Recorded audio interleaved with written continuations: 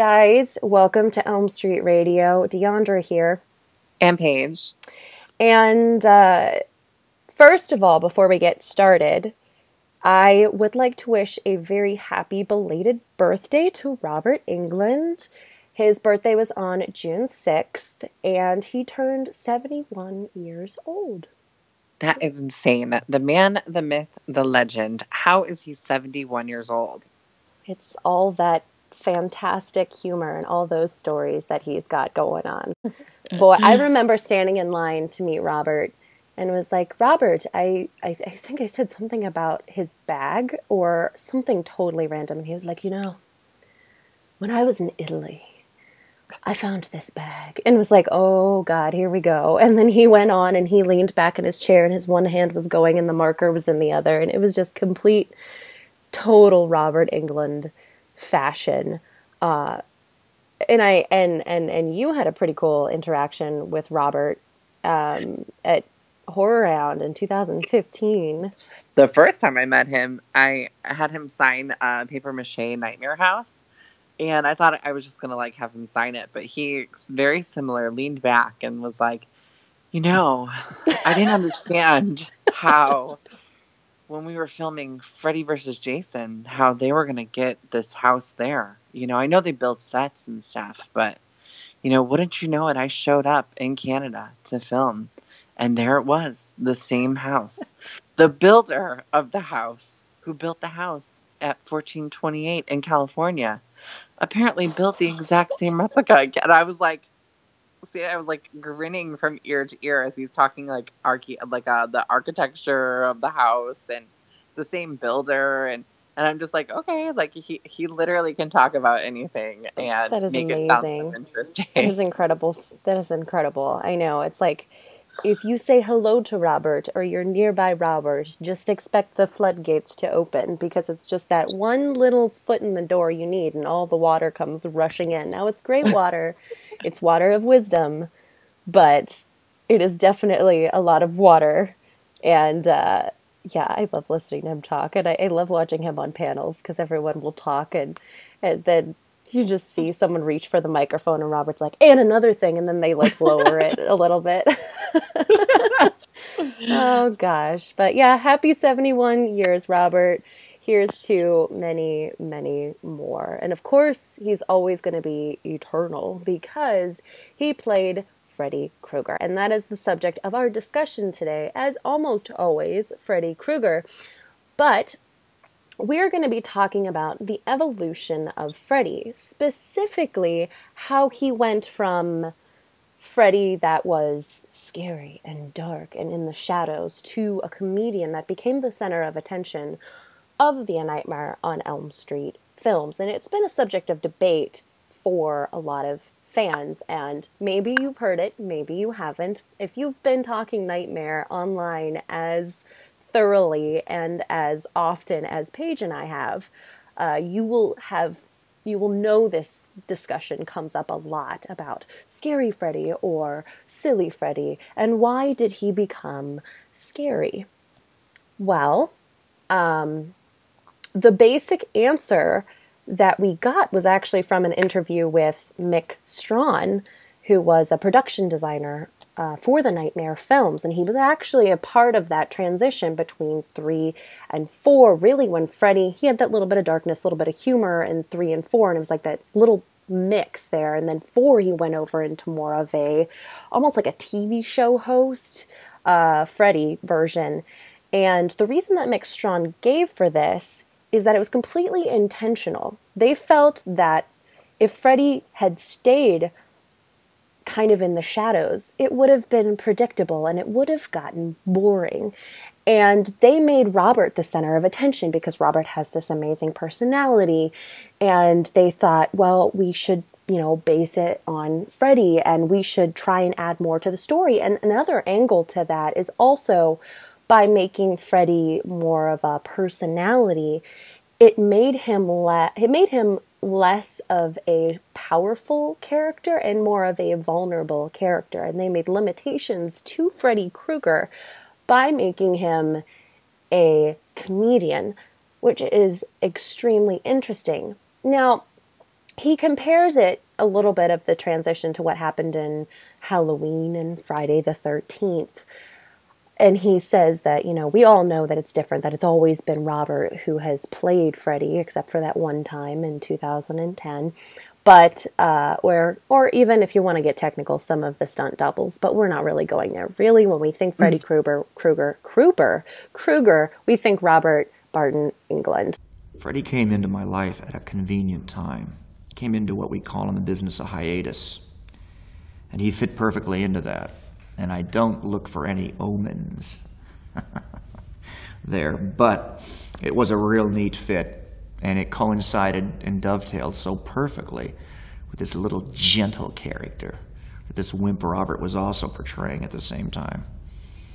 And illuminated an entire dynamic of A to Z emotionally that actor Robert Englund has.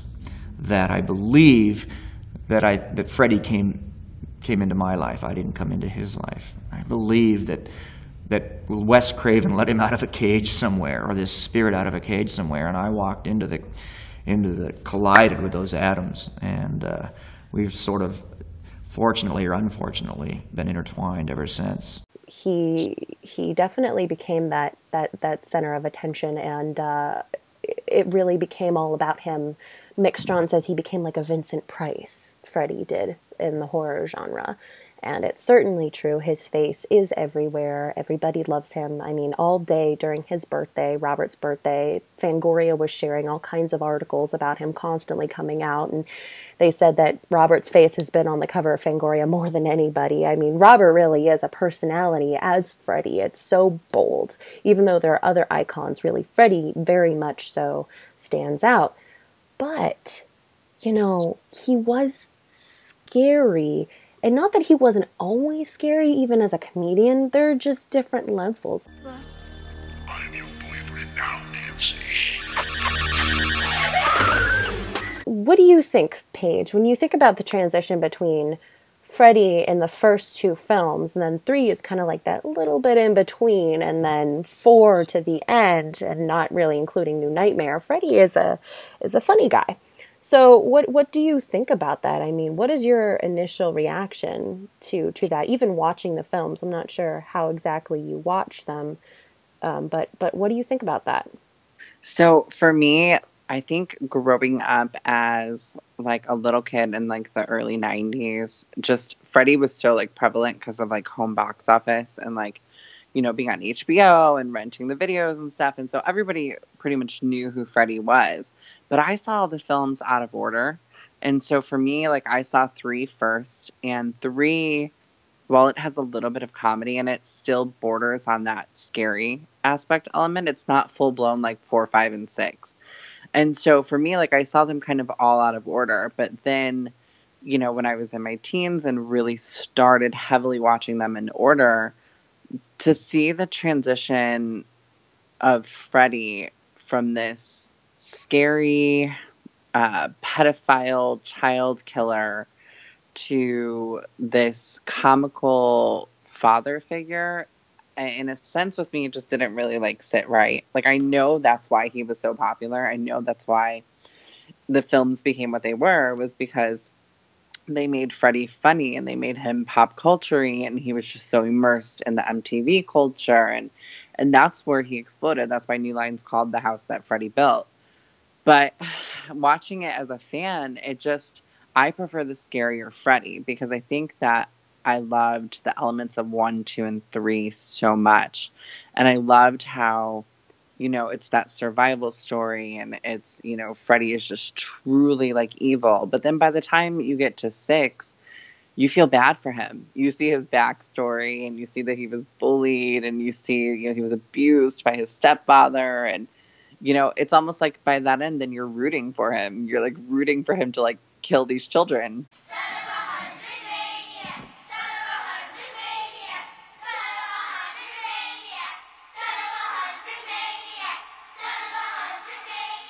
So for me, like I always prefer a scarier Freddy. I almost think of like the first half of the series as totally different than the last half.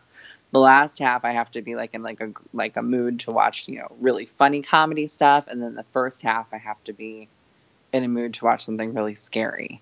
And so for me, I'm not a real fan of the evolution of Freddy. I'm not a real fan of the comedy aspect in it. I don't see why it had to go there, I guess. What about you? How do you feel?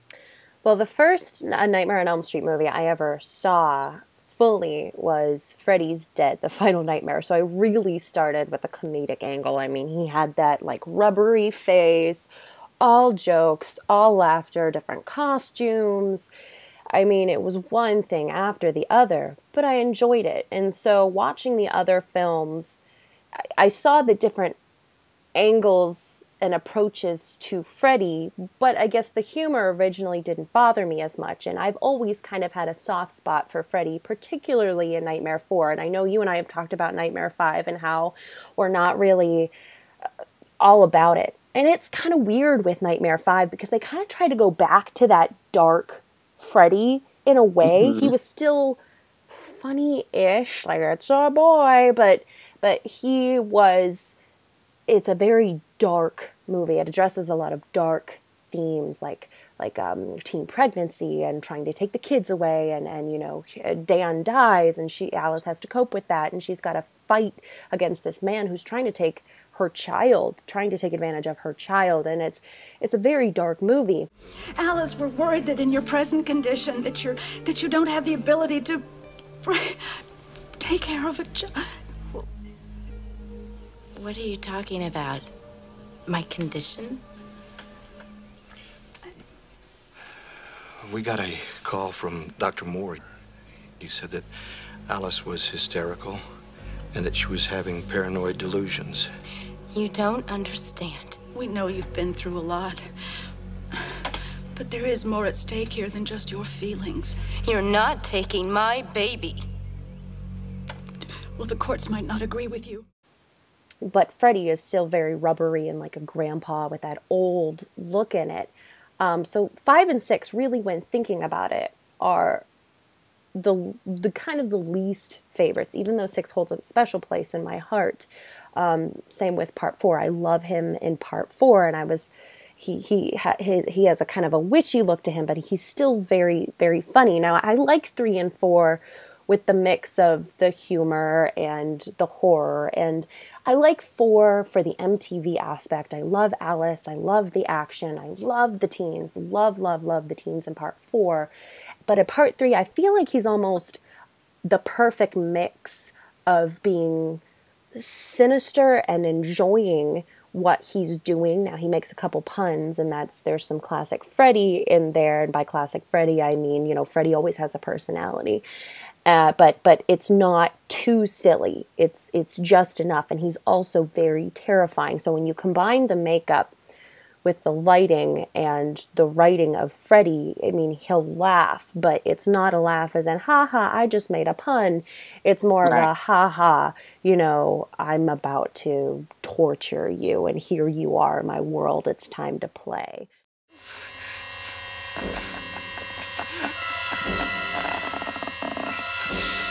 What's wrong, Joey? Feeling tongue-tied? So for me, I mean, the way it got a little bit later on, I think it was far too silly. I do enjoy 3 and 4, although, you know, I think that's like about the stopping point for me as it went on a little bit later. I'm not a huge fan of that. And even in the first one with Freddy, I mean, it's great to see him scary and in the shadows, but I do like having Freddy out a little bit more. But I think when you have Freddy out too much, and when you have a killer out too much, I was listening to another podcast today, and they were talking a lot about how in modern horror, they spend so much time delving into the backstory of characters and delving so much into the killer itself, and it becomes so killer focused that they don't spend enough time developing the teens. And so it's kind of a missed opportunity. And I feel as they made Freddy more focused, more of a focus in the films, it kind of has that same effect almost, as though Freddy is, you know, you don't get as much development. Now, part 5 kind of has a little bit of a blessing and has the ability to kind of flex with that because we got more of an established character base from part 4, even though there are new characters. I still think it does a good job balancing it, and there are some interesting elements in part 6, but the kids aren't quite as developed. But I still think that you have to kind of sacrifice. You can't have a lot of focus on the character and a lot of focus on the kids. And, you know, if we're really scrutinizing the films, I don't know if there's like a ton of character development, or maybe, you know, compared to modern horror, if Nightmare gets away with that because of some of the ways that they did filmmaking back in the day. But I feel there was that compromise in focusing on Freddy. You know, I speaking on that and the character development, you know, typically, like you said, the modern horror, I've noticed that as well, that like they focus so much on the backstory of the villain and the monster. And the problem with that is it makes them the forefront, and it actually makes them less scary. So something that is more scarier is, you know, relatable characters that you can really feel for and relate for. And then when something out of the blue is coming, that's the real scary thing. I look at some modern horror films that scare the bejesus out of me is The Strangers, the original one. I haven't seen the sequel. Yes. But the original Strangers is so absolutely scary because you're invested in this couple and their life. And then out of nowhere, you know, spoiler alert, people show up at their house to start killing them. And there's no rhyme, no reason. And, you know, at the end when the girl's screaming, "Why did you do this?" The one killer says, "'Cause you were home." To me, that is so much more scarier than delving into someone's mythology and backstory. And when you look at the original Nightmare, you know, the characters in the original Nightmare are so developed, and you feel for them. You feel for Tina, you know, coming from a broken home, living, you know, possibly on the wrong side of the tracks thanks to, you know, the Kruger murders, you know, because we all know the real backstory that they all had siblings and Kruger murdered them. And so I think that that's what split up Tina's parents. I think that that's what caused them to have that divide, is that, you know, they lost a child and they couldn't handle it. So they split up. Well, Tina and her ma had to move to the wrong side of the tracks, you know? So for me, you feel for those characters. You feel so much for the development of it. You okay, Tina? Just a dream, Mom. Some dream, judging from that.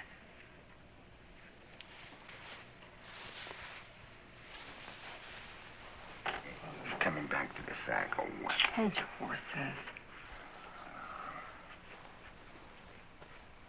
Tina, honey, you gotta cut your fingernails. You gotta stop that kind of dreaming. One or the other. You don't really see Freddy a whole lot in it. I think someone once said that out of the entire movie, you only see him for, I think, 6 minutes or 12 minutes fully. Yeah. And so that is more scarier, but he does have elements of comedy in there as well, even though he is scary. You know, when he says, "Tina," and he like cuts off his fingers, he's like, "Watch this. Tina! Watch this.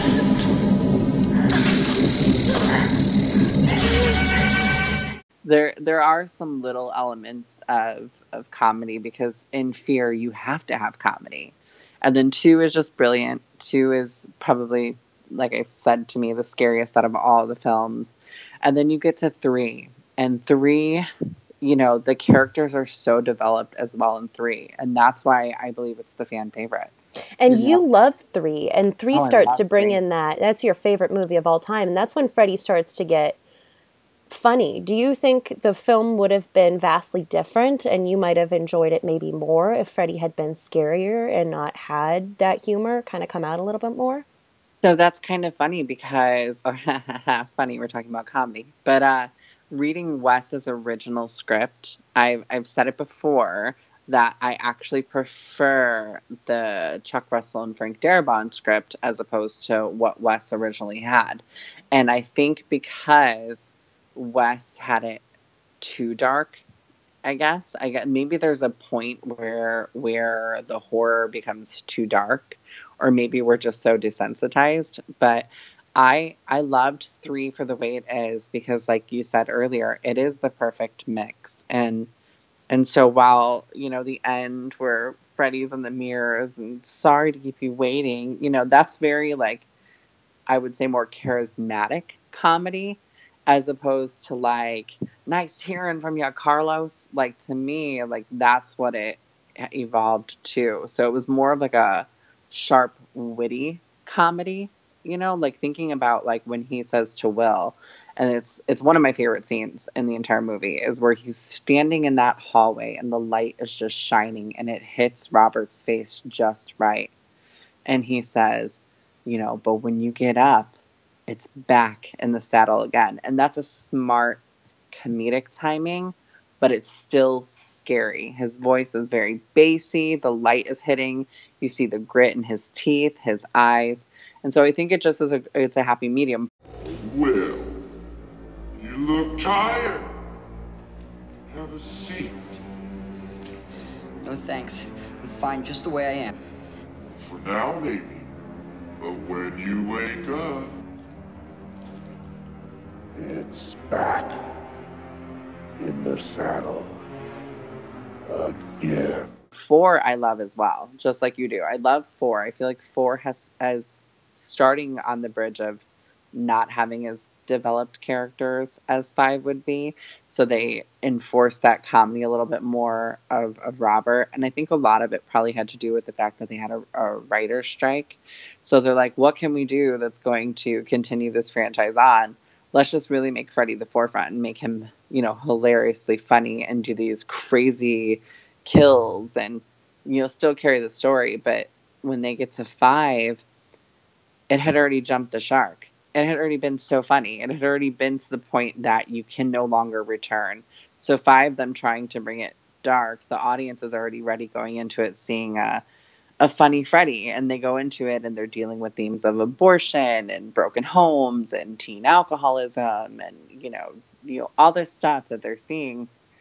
It becomes an uncomfortable nightmare for them. I still love 5 for what it is, but it definitely becomes an uncomfortable film.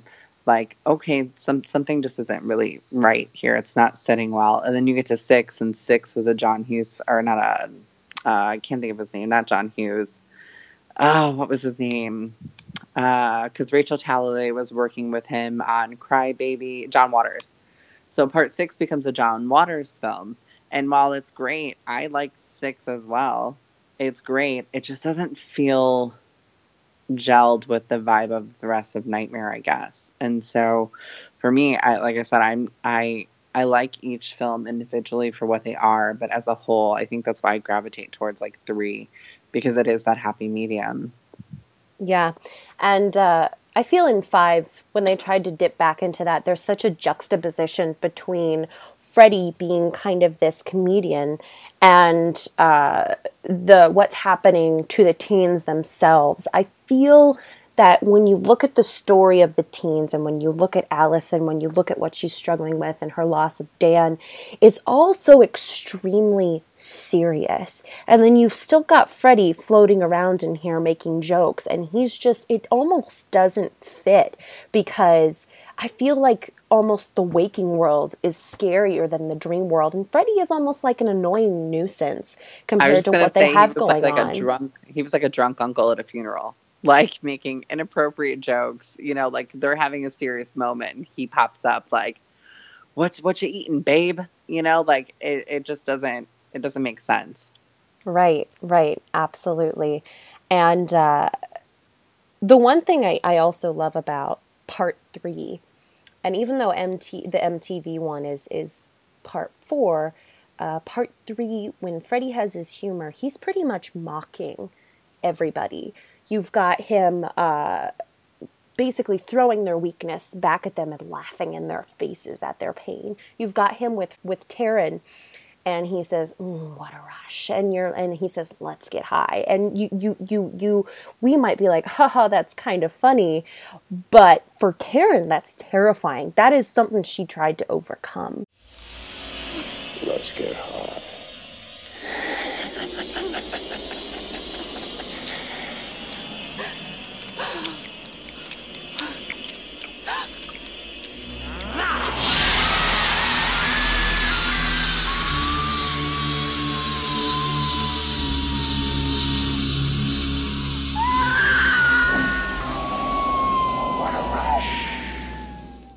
And then you've got you've got Will, like you were talking about. It's scary, but then he says, Will, have a seat, and he says it's back in the saddle again. And you might be like, haha, that's an Aerosmith song. But at the same time, he's throwing Will's weakness right back in his face, and he's laughing at it. And that is so extremely sinister, because we're on the outside watching it, but we're not in that place. We don't, maybe we don't know the struggle, or maybe we do. Maybe for those fans out there who are in wheelchairs, but maybe can walk in their dreams, maybe hearing that, it evokes a different reaction to them watching that movie and hearing that, and it really strikes a chord. Like, I don't want to go back in that chair. I don't want to see you. I just want to live in my dreams. This is my release, but you're here mocking me and throwing this back in my face. And it is terrifying. And I think that's another reason why part 3's mix of humor and terror works so extremely well. I also feel like, looking at, even though it's a separate entity in itself, it's still a part of the series as a whole. But looking at Wes Craven's New Nightmare, and when you look at Wes Craven's New Nightmare, like critically, like commercially, it didn't do so well. And the reason why, and a lot of people forget this, is that it opened up against Pulp Fiction. So it, to me, like never even had a chance, because it opened up against Pulp Fiction. But when you look at it from a fan perspective and from like a critic's perspective, it's the most well received as well too. And if you look at that, there's not really a whole lot of comedy in that one. It's its own thing. It's meta. It's all of that. But in the core of it, it still is a Freddy film. It still is a nightmare film. But it's got those serious, scary tones as well. And I think that that's why the fans are drawn to it. Not just because of, ooh, it's Nancy again and all of that. Freddy's makeup has changed. He's darker. He's more scarier. But he really is more scarier. And again, he's in it less than any of the other movies, and so that's where I think the fear comes from, is that what lurks in the shadows and behind you, is that real fear. You could be sitting on the couch, home alone, in the pitch black, watching a movie, and you feel like somebody's staring behind you. Is that not the most scariest thing?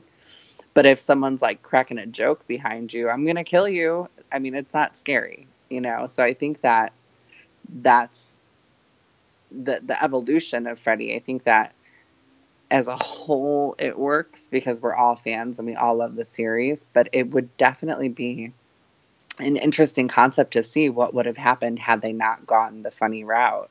If you look at movies like Halloween and Jason, I haven't seen a whole lot of the Halloween movies, but when you get back to like H2O in itself, again, is another scary movie. And it's because you don't really see a whole lot of Michael Myers. It's that more implied fear. And sure, there's some pop culture things and they have some funny things in there. But, it's a fan favorite because, it has that element of fear still in it. And I think that that's really what horror fans want. Yeah. And I have an article here. It's kind of shortish, for the most part, that I'm actually going to read. It is from Fangoria's issue number 81 by a gentleman by the name of Mark Shapiro. Now it's called Freddy, Wimpy or Wicked? ? So here it goes, and it's actually going to be Robert Englund's take on the evolution of Freddy, and this is right before Nightmare 5 comes out, and some of the things that Robert has to say there. So here we go. Does Freddy have feet of clay, beginning with the mainstream A Nightmare on Elm Street 3, Dream Warriors, and escalating with A Nightmare on Elm Street 4, The Dream Master, and the current TV series? Purists have cried that Krueger has wimped out, gone mainstream Hollywood, and, horror of horrors, just isn't scary anymore.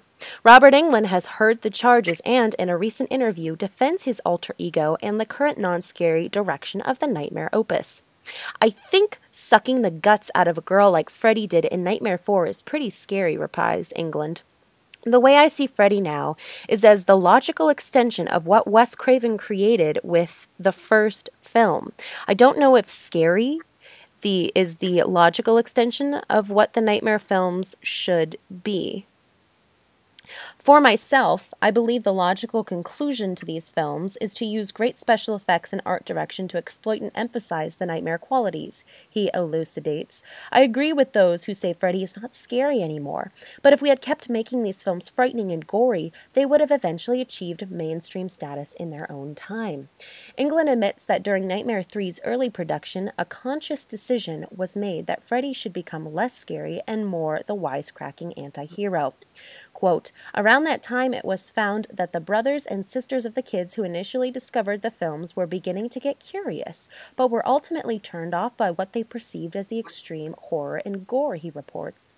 At that point, it was decided to change things. The result was a much bigger audience for the films, end quote. Englund denies that his sudden high profile in media circle, hell, his wedding even made National Enquirer, is turning him into a paper-thin celebrity.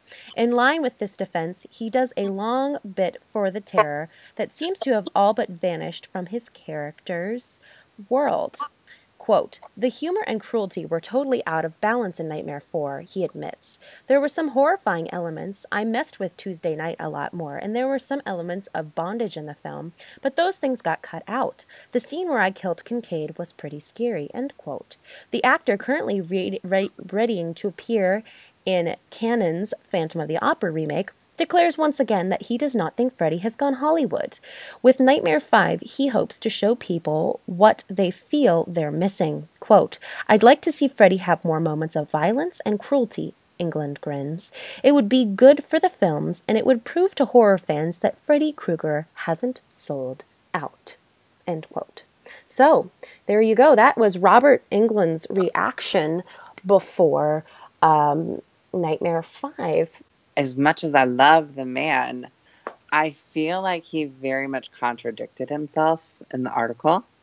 I feel like he talks about how it's the natural evolution, but then he reverts back saying, no, he's not gone Hollywood. He's not this bubbly, character. I think that a lot of that had to do with maybe the tone of Nightmare 5, and they didn't want it to, I guess, maybe supersede. Like, they didn't want to come out and say, like, we're making a truly darker, scarier film. They wanted to just kind of let it be on its own, I guess, if that makes sense. And so for me, like, this article seems like, no, don't worry. Freddy's going to be scary again in part 5. And when the fans went out and saw it, they just were kind of confused. A lot of, what I think happened with Freddy is the pop culture element. We haven't touched on the fact that Freddy's Nightmares was going on at this time as well. And he became the Crypt Keeper of the Nightmare world. And so the Crypt Keeper is very funny and very, comic booky. And that's what they were trying to mimic with Freddy's Nightmares. And so I think that a lot of that kind of just spilled over in between the films. It was almost like after 4, they didn't know what to do. It's like 3 and 4 were just so great and so perfect and worked so well together. You could actually watch it from the start of part 3 to the end of part 4, and it's just great. The evolution is great. But it's almost like they didn't know what to do after that. And so they tried to make 5 darker, and that didn't work. And so then they made 6 so comical, and that didn't work. And I think that's why they killed off the series for 4 years. I think that's why they just were like, okay, it really is done. It's dead. Because they were just at that point like, we don't know what else to do with Freddy. And so that's then when New Nightmare came back and explored a whole different genre and a whole different version of Freddy that we had really never seen before. I think it's very interesting that he says he believes it's the natural evolution of the character, and I totally agree with you, because Freddy at that point really had kind of gone mainstream. I mean, he was getting such a fan base. They had the Freddy fan club that was coming out to promote part 4, and the line. Yes, there was just a lot going on to really promote Freddy Krueger and bring him into the spotlight.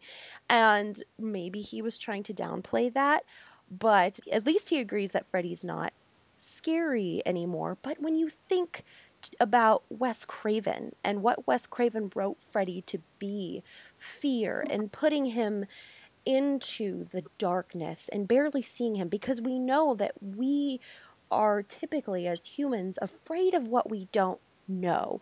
And some of us are more tolerant of that than others. For example, we get judged as horror fans and people are afraid of us because they don't quite understand what we love about horror and why we like it. But I definitely think that, you know, watching what Wes had originally wrote for part 3 and how dark it was, it's like, are you sure it was the natural evolution that Wes Craven had intended? Perhaps it's what you might think for Freddy. Maybe it's regarding his backstory and going into it a little bit more, and then even contradicting Wes, kind of when Wes established Freddy almost to be a loner, and then having him become this kind of family man at part 6. Now, part 6 was not made at this time, of course, but what had become of Freddy in part 5, I just don't see how you can look at the first film and then look at part 5 and say that that's a natural evolution. And even, you know, it was pretty obvious based on mixed feedback during the creation of what would become comedic Freddy, that it was an intentional thing. It wasn't necessarily like, hey, you know what, I think Wes Craven would like this. It was something that was intentional to make the story more compelling, but not necessarily in the same vein as maybe something that Wes Craven had liked. I agree with that, but I also agree kind of, you know, with what Mick said, and like I said, I think it would be interesting to see if they would have just kept him a dark, scary Freddy, because at what point, you know, with sequels, how many times can you just see a killer lurking in the shadows killing off teenagers? So I do get it, and I do understand why the evolution had to happen with certain things. Now, I had said earlier about backstories, you know, all of that stuff, you don't really want to know that. But when you're creating a character like this, where you have so many sequels, an evolution of a certain degree of backstory makes sense. So the one thing I did like about 5 is I did like that they went into his mother's background. You know, Amanda Kruger. I liked that. You know, that aspect was great. I don't want to see Freddy as a child. I don't want to see him getting abused. I don't want to see any of that. But I did like, you know, the birth of Freddy. I thought that was kind of cool. You know, the fact that they showed the story that they told in 3. They showed how it played out. And even that, you get a little creepy, like, unnerving feeling when she's in the mental hospital and you see Robert without the makeup. And he has that, like, smirk on his face where he's looking back like, we all know what happens after that. And we know that what the intent is of that look on that face. And so that's an unnerving, spooky feeling. But then it goes into more, you know, of course, you know, the abortion stuff and all that stuff. And that gets too dark and too deep. Because like I said, there's a point where it gets too deep. But I think that, you know, the natural evolution of Freddy is kind of like, where could they have gone? What would they have done? What should have they done? We can all look back with 2020 hindsight vision and say we would have loved Freddy regardless if he was, you know, scary completely throughout the series. But realistically, would we have? And would it have survived so long if there was no comedy? Yeah. And but like, looking at the core Elm Street films, I would say that would be to part 6. Now, I know we have Freddy versus Jason, but that's not really a core Elm Street film, even though we go back to Elm Street and it's Robert, and we allude back to the earlier Nightmare films, and then we've got New Nightmare, which is kind of on its own, even though it involves Robert and the cast and everybody involved. Really, there are 6 basic A Nightmare on Elm Street films, 5 sequels, but, like, Jason doesn't talk, but he's got 10 films, I believe, total. And then Halloween, I might be wrong, so sorry out there, Halloween fans, but I believe there are 8 films with Halloween. I think 8 or 9. 8 or 9. I'm not too sure. So sorry. Yeah, I believe there are 8 films with Halloween. So despite the killers not talking, they're still able to carry on that story. And so it makes me wonder if maybe Freddy had gone that route. But then again, Freddy is different, and we've talked about this. He's played by one man, and Freddy can talk, and he's got a face. And it makes that completely different from the others because they don't talk, they are wearing a mask, or have something covering them. They're played by different actors, and they don't really have a personality. I mean, you might argue that each actor gave their own little spin to each one of the different Jasons or the different Michaels, but ultimately Freddy had that personality. I think maybe if they had stopped at the kind of humor and scary Freddy that they had in part 4, maybe we would have still had some interesting films, or maybe not. Maybe, you know, I mean, like the later films for Friday the 13th had their elements of being a little bit more comical too. So maybe the comedic burden would have fallen on the teenagers and the other characters and not so much the killer.